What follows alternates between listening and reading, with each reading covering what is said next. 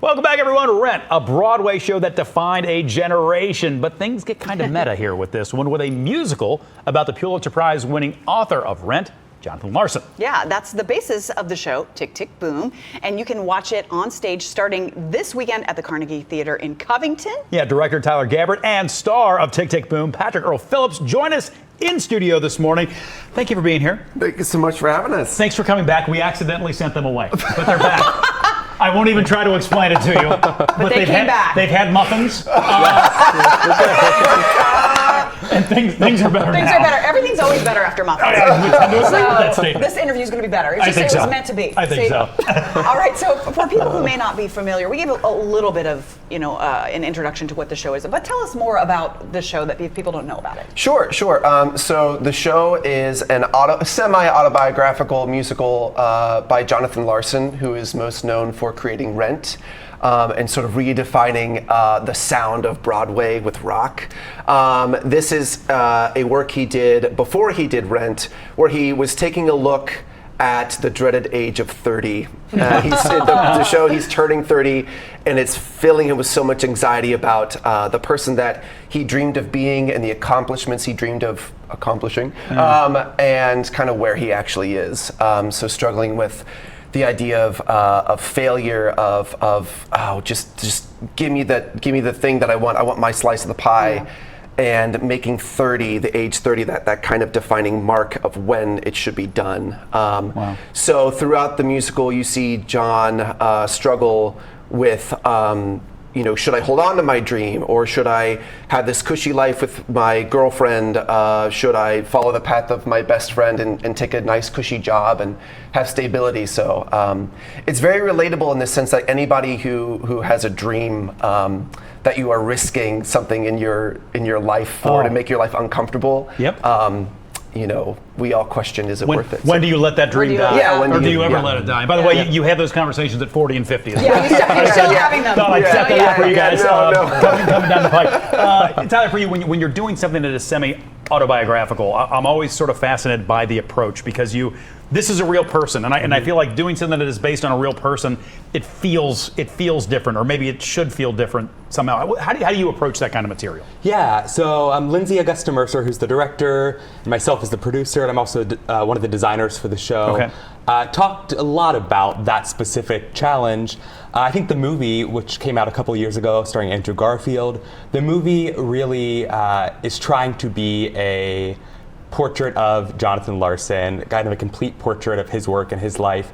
The stage show, which was created originally by Jonathan, has a little more distance from him. It's very much, the struggles he's going through. It parallels his life, but it's less of a complete picture of him, which gives you some freedom, right, to let the actor and the actors, 3 actors in the show, bring a little bit more of themselves as performers to it.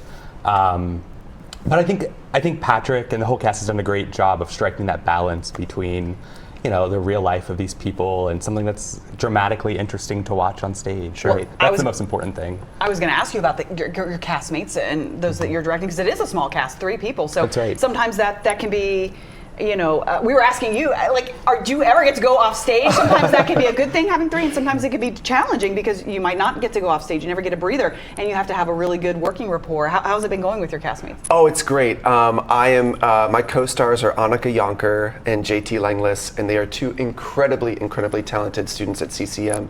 And I really couldn't ask for a better team to support me in this. It's just incredible watching them. While I get to stay one person the entire time, they kind of have to switch hats and become all the other characters. But in that, it's in the relationships with those other characters where you see that true struggle. So really, they are just as important, and they're just as key. If we don't hit our marks, we don't tell the story. So they're great. We also have two amazing standbys, Matt Callis and Madeline Stern, who have stepped in rehearsal a few times. Really great support in the rehearsal room.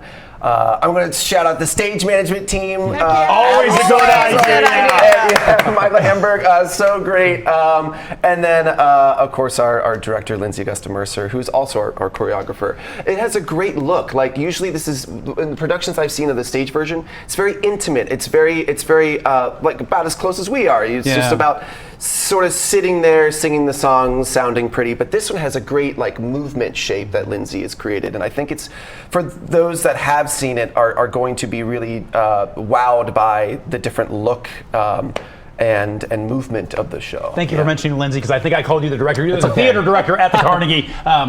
So I apologize that I just want Lindsay that I to gave you the due credit where you, Yes, you didn't deserve it. Like Tyler, Take it away. Never again. No, but speaking of the Carnegie, you're coming off an unbelievable run of Rocky Horror. That's right. Let's first of all talk about that spot, and then give me nuts and bolts on this show. Sure.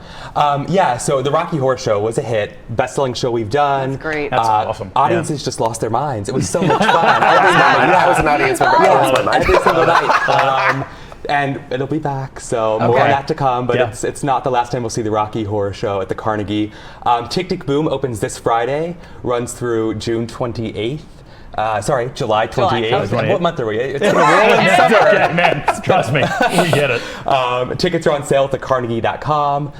They start at $18, so it's affordable. Go up to $40. And then we open Beautiful, the Carole King musical in August. Wow. So come see both shows, save a little money if you buy tickets to both. Okay.